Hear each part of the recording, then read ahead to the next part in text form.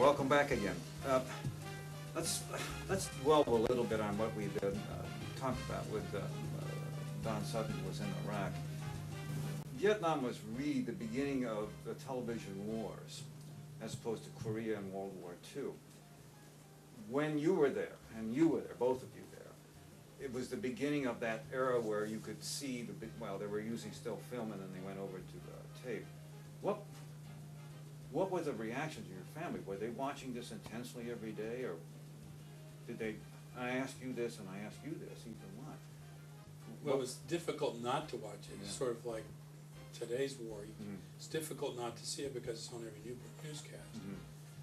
At the time, this country was embroiled in a lot of social upheaval. At the civil rights movement, the women's movement in Vietnam, all at the same time. And so there was a lot of upset and tension. The anti-war movement had started. So I was tail end Charlie for the company. So my gun tube orientation's to the rear, making sure that nobody's coming up from behind. Were any of your troops combat experienced before this? No. No. How about the officers? No.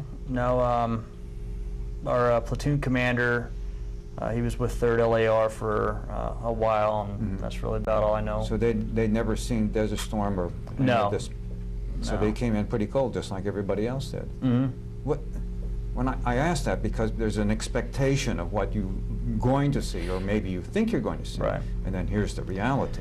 Well, you know, when we started to catch up with the RCT, that's when you started seeing the dead bodies on the side of the road. And we had stopped at one location, and I think there was like 3 dead Iraqis on the side of the road, where I had my sergeants actually take the junior Marines and show them the reality of what's going on here, and to make sure that their head's screwed on straight to where they don't end up like those guys. Because you know, a lot of them, they're young kids, 18, 19 years old. They've never seen a dead person before in their life. So I made a point of having the sergeants go out and show them this, just to kind of get their head in the game. And how did they react? You know, they did pretty good. You know, they did their jobs well, and I think that it probably drove home a point. Hey, you know, this is for real. You know, people are going to die. Better him than me, type thing.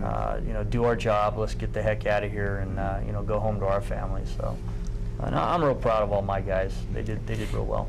Did you see a lot of casualties there? No, as I said, we were really some of the lucky ones that where we were. There just that wasn't happening during the time that I was there. That there were so many casualties. So, and most of them again were Iraqis. So you didn't really see a lot of your own guys going down? No, not in Iraq. I saw it in Desert Storm, but not in Iraq. Why more in Desert Storm? Because it was supposedly a better plant, or is it just because it's a bigger operation? I guess it was just a bigger operation, or where I was then compared to where I was this time. You know, and that was the thing that hit home with me, was that if I have to go somewhere else again, that it won't be the same. Yeah. And I won't be able to plan for it, and you make it up as you go. Yeah. When you first saw the expanse of this country, we've had people on here prior about being there. And one of the things that they impressed, and they all said the same thing, it's expansive. There's just miles and miles of miles and miles. When you look at it from a tactical point of view, don't you have an advantage of looking out there? You can see somebody coming at you. Well, you know, in the southern area, it was pretty open, although we were still limited to the roads. And when we were training in Kuwait, we thought it was going to be, we're training for maneuver warfare, open desert, you know, wedges and V's and all this other stuff. And we crossed over, and we're tethered to the road. And once we got up into the central area, you didn't leave the road, or else you're getting stuck, because they had flooded out the fields. And so it was basically, you know, column movements, you know, convoy type patrols. So it really wasn't, you know, opened up. So you didn't do any search and destroy thing? Oh, well, we did that. We did plenty of that, but you're doing it in an urban environment. And so now it's, you know, it's three-dimensional. Now you've got to constantly be aware of, you know, what's above you, what you're going under, especially if you got your gun tube, the turrets traverse somewhere, so you're constantly having to bring your gunner back, you know, in front so he doesn't hit telephone poles and all that stuff. And but you constantly got to look at the roofs, because I was just waiting for somebody to drop, you know, Molotov cocktails on us or fire RPGs or. Okay, our director here, Dante, was in Nam, and he was making references in the between here about how the difference is when he was hit there. I mean, they came in and medevaced him. There's a difference in this case. You explain that, how you treat people differently from that situation, because it wasn't even a corpsman there. Well, if there's not a medical personnel, we were just speaking about with the Marines, we do something a little bit different now. So we have a combat lifesavers course, and it's a spin-off from what the Army put together, and we teach the Marines how to render aid, and a lot of the things that we're going to experience or things that they might come across in and on the battlefield itself, where if a medical personnel was down himself, or I mean, and these things happen. So we give them the necessary tools. We tell them how it's going to happen, how it might happen, and it's a full course that we've started teaching to help them help each other. And Did you get caught in a situation like that? Not really. But even back when we were in Kuwait, preparing to cross the line of departure. You know, we get a lot of classes, like I said earlier, but it's, you know, self-aid, buddy aid, corpsman aid, you know, and like what the docs have, you know, taught us, you know, how to give IVs, apply tourniquets, you know, start the breathing, stop the bleeding, protect the wound, treat for shock, you know, all those type of things. And each Marine in the platoon knows what to do once, you know, they get engaged. And we also kind of tell them, hey, you know, you might see, you know, your partner, your combat buddy, you know, bleeding somewhere, but it might be quicker to get him help is to neutralize the threat. And, you know, kill the enemy and then come back, and that's part of that class that's so helpful, is you're not having guys just, you're making them think that it might be more beneficial to kibosh the enemy before we run out into the street and try and save our buddy. Now, did you really see the guys up right here in your face? The enemy right up here in your face? No, they're real cowards. Other than there was one suicide bomber dropped a grenade in the trunk of a car at one of our checkpoints. We saw him coming, and but you know, he's dressed in plain clothes.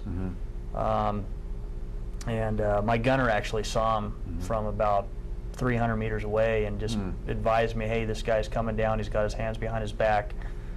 You know, I radio up to my scout team leader, hey, keep your eye out for this guy, and right at that time he just ducked right behind the car, and it was a setup, and they had threw the grenade in the car blows up, none of the scouts got fragged, immediately shot and killed that guy, and then his three buddies run across and took cover behind a kind of like a little rock building, mud hut, if you will, and then we pretty much let them have it. Any regrets for going over? No, none whatsoever. No, not a one. Okay. We're down to the last minute. Given the circumstances, and you know the circumstances here and there, we're going to be there 2 more years, it looks like. Is this really worth it? Yeah. I couldn't tell you how everybody else feels, but when you're over there, it doesn't matter why you're there. Once you get there, I mean, you do it out of your duty. You do it out of this is what you said you would do. But once you get there, it's about getting the job done and the guy next to you. And that's what it becomes. Oh, definitely. There's another series of blips that is coming this way. Oh, I'm sorry, here they are up here, is the edge of it. And this is supposedly, this series of blips that starts off here is the P3. Now eventually what's going to happen is all of these in the same looks in the same vertical space. If you will, imagine a shopping mall parking lot, okay, and one maybe where there's even a 2 or 3 elevation parking garage here. What you have on the screen is the radar scope, is someone saying, okay, I know that US Air is flying at 24,000 feet. I know that TWA 800 is flying at 13,700 feet because of numbers on here. On another one over here, part because it's true, is that a hole breaches an airplane, Right. and everything starts sucking out, you know, Right. and it's because of disequal pressure, but also the plane by this time is going about 400 miles an hour, and so that wind force itself. I think the DA may have a few things she needs to say to Ruth. Ruth, they're going to bring the inmates in, and after the deputy gives us some instruction, and after you've had a chance to look, we're going to ask you some questions. Well, I've just never done this before, and I'm a little apprehensive. You okay? Just take a deep breath for me. He's not going to be able to see you. Are you sure? He's not going to be able to see you at all. I can see it so plainly. I know, but the way this glass is designed, they're not going to be able to see you, so you're safe here, okay? Deputy Perry's right here, so nothing's going to happen to you. All right? We're all right here. All right. I'm ready. CIM for a minute. Okay, ma'am, your right foot short on the wall. Follow the first man to the room, and your back on the wall, shoulder to shoulder. Hold your numbers up and feel the seat. At a time, you're safe. No one can hurt you here, and they can't see you. So just try to take a deep breath and pay attention. And I know it's going to hurt to think back to the night that this happened. But if you take a deep breath and just take it one step at a time, it'll be over soon. Well, that's what worries me. He knows where I live, and he can come back. When this is over with, hopefully If he can see me. we're gonna put him somewhere where he can't come back and hurt you anymore, okay? Gentlemen, let's all place the numbers right under your chin.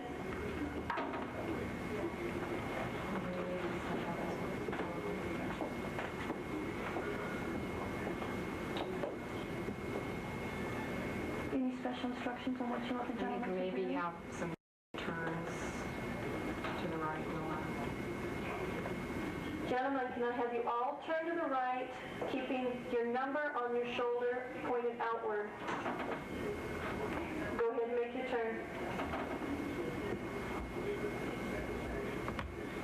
Can you see everyone okay? Yeah. Gentlemen, turn to your left.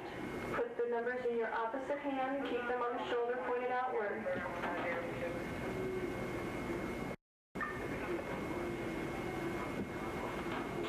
Okay. Could you get 3 to stick his hand in his pocket? Gentlemen, I need all hands put in pocket, all 3 hands put in your pocket.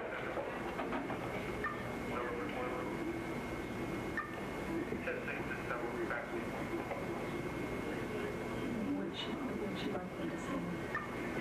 Ruth, when this happened, I think one of the things that they said to you was, the man said to you was, shut up or I'm going to kill you. That's right. That's right. Would it help you in this identification if you I'd were like to hear a voice. Okay, we'll have Deputy Perry ask them to say that line. Number 1, face forward. Take 1 step forward. Number 1, take 1 step forward. Repeat what you wanted to say. Shut up or I'm going to kill you. Number 1, I need you to repeat. After I've completed a sentence, I need you to repeat it back to me.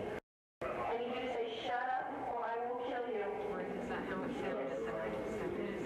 I need you to speak louder, please. Thank you. Step back in line. Number 2, face forward. Take 1 step forward and repeat the same sentence. One more time, louder. Thank you. Place your back on the wall. Number 3, turn forward. If I could hear 4 and 2 again. Number 2, step forward and repeat the sentence. Thank you. push it up and place your back on the wall. Okay. It's okay. It's okay. It's okay. It's okay. You have to try to keep it down. Okay, gentlemen, if you don't turn to your left It's okay. and exit the room. Be all right. Can't come through the glass and get you. Okay? He's going back into the jail. The wand suits you because in the way you are a fairy godmother, you take away all the problems. Fairy godmother. Yeah. And you know, you're right. If I could just walk around and tap all the bad people in the world on the shoulder with this and make it all go away, I would. Of course, I would have to find a new job, but you know what? That would be A-okay with me. Maybe that is why I keep it around, to remind me that even though I can't really physically use this to make the hurt and the pain go away, it's a symbol of what we stand for as advocates. We can't take away the hurt and the pain, but we can be a light in the darkness, and we can be a hand to hold walking through that dark tunnel. We can be a friendly voice on the other end of a phone line, and we can be a friendly face in a scary courtroom, and we do all of those things and more, and I'm really proud of that.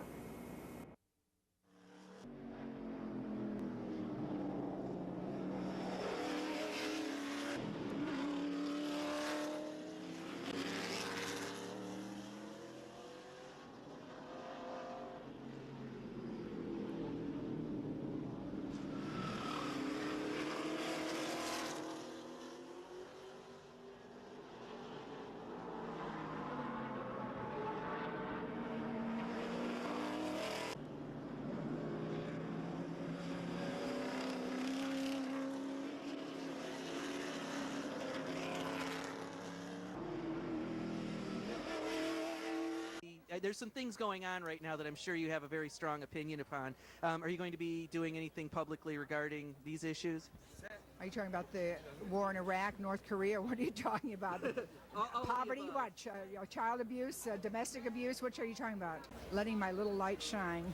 Any films you're excited about seeing? I have no idea who I'm going to see and what films are honored. I have no idea. The only thing I know is that I'm giving Stephen Daldry the International Filmmakers Award, and I'm very honored to do that, and everything else is going to be a surprise. Well, the first major star I ever talked to was Gregory Peck, and that was back in the 70s, and he was great. And just became fast friends, and just finding this out myself about you two, so that's really that's great.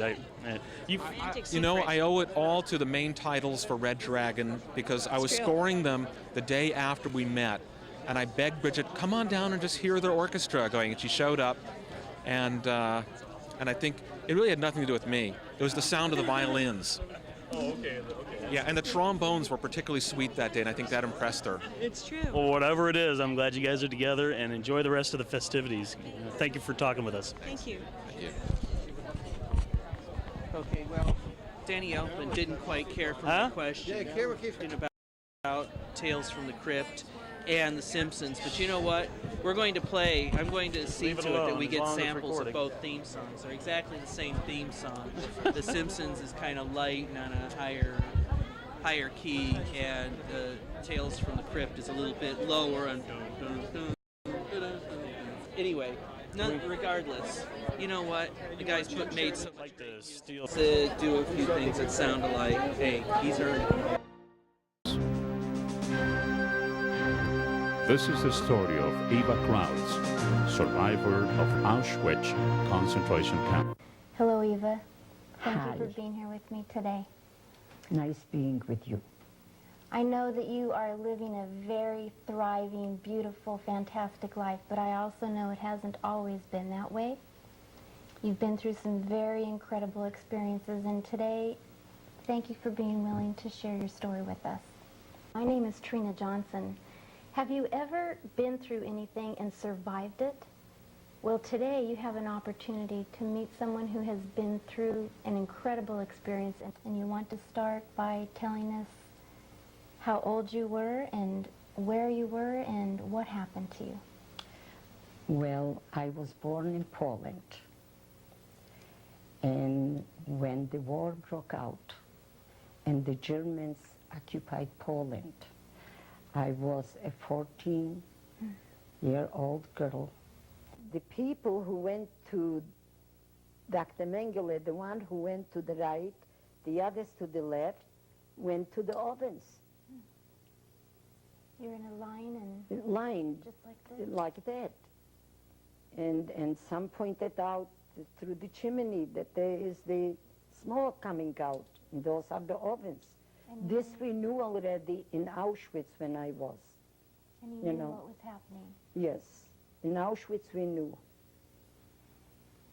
How did you deal with that kind of terror and fear? Every single day to me was like this is the last day. Many people will ask me questions and they will say, you had to have hope. I really didn't.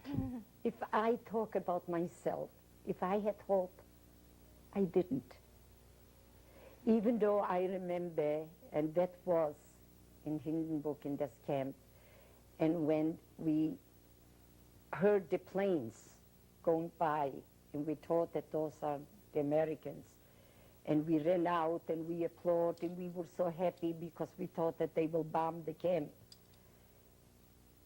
I still somehow, I was so young, and there were some older people, and they used to say that we will be liberated, that there will be a time. But I somehow did not believe. I always felt that this is the last day. And you had to be, yes, I was asked questions before if in what I believed, and you read my letter. I some believed in luck, because how many times I was so close to death, and it isn't because I was stronger. The strong survive, the weak did not. I remember when I was staying in front of Mengele, I was a little girl, and there were beautiful young girls, healthy. They went to the ovens, and I went to Hindenburg, to this labor camp. So I don't know, what is it? I think it's luck. What else? Do you recall anything, any certain thing or a person? What is it that kept you alive, do you think? What kept me alive is, yes, luck, and then many of us, among us, gave up, and they sat in that place, in Bergen-Belsen. Yeah, and they did not move. They did not leave that barrack, and this is how they died. I used to get out from that barrack and go and be like a beggar. Stay on the kitchen. And I have another story which I missed about a German, and beg for a little food, and did some work in the camp, like carrying the food to the barracks. And I got this little bit of extra, little food.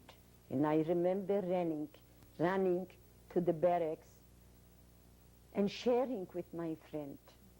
It's very easy to share when you have a lot. But please, God, be my witness.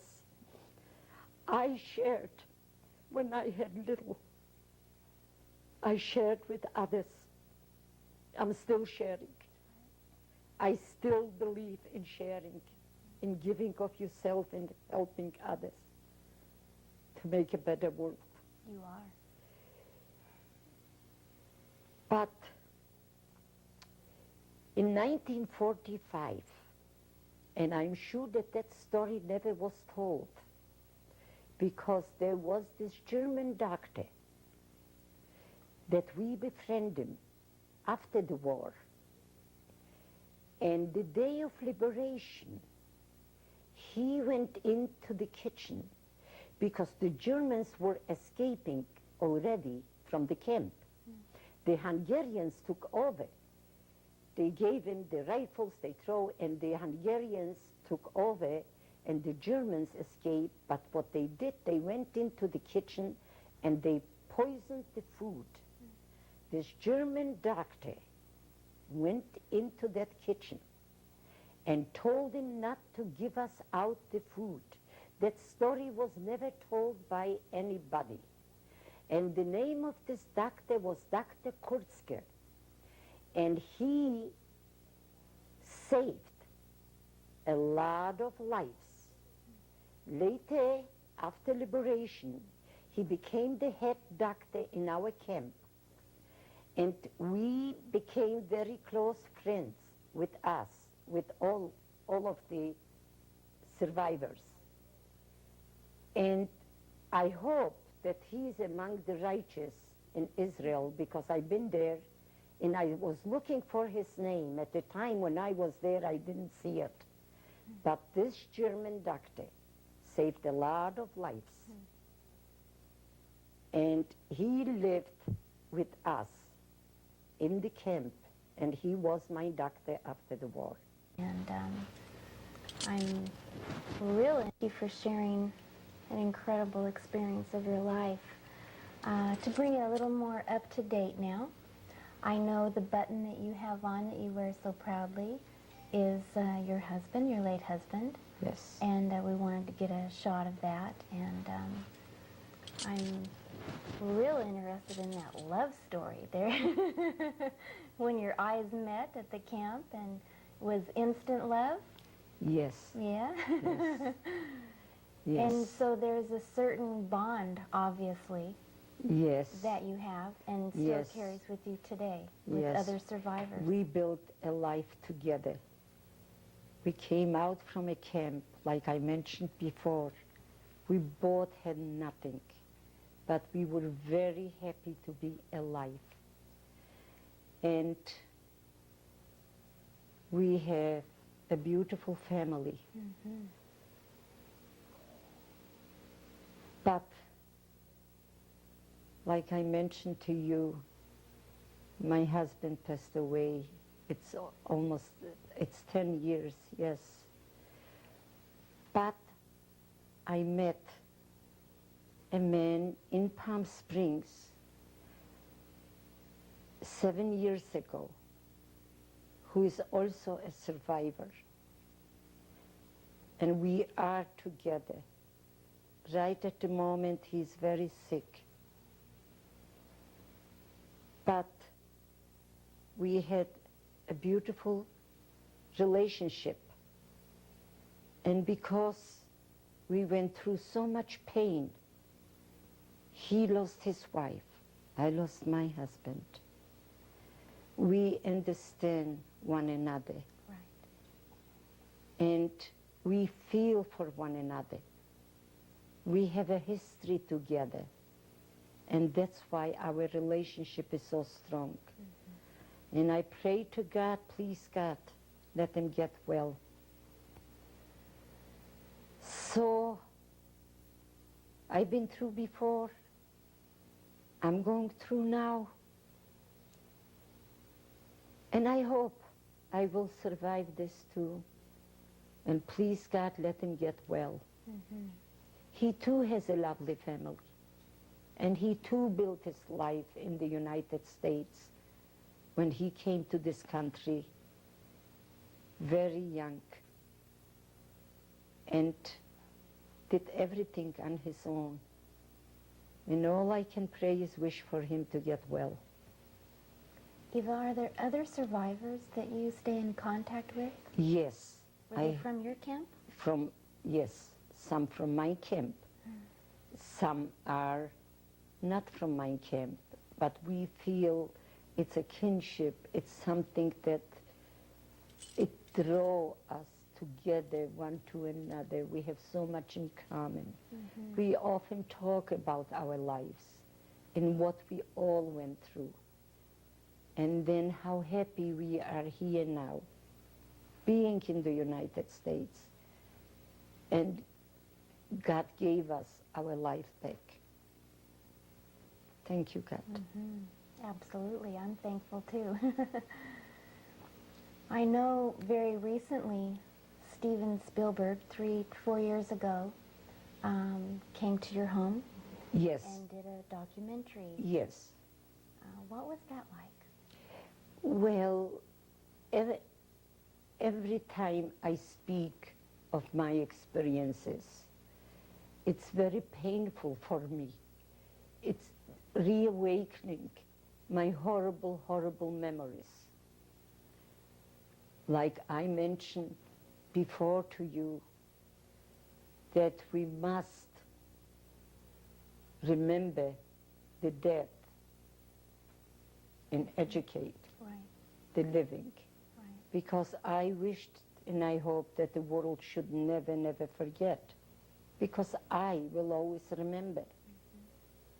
So it is a hardship when I speak of all the experiences, the horrible experiences that I endured in my life.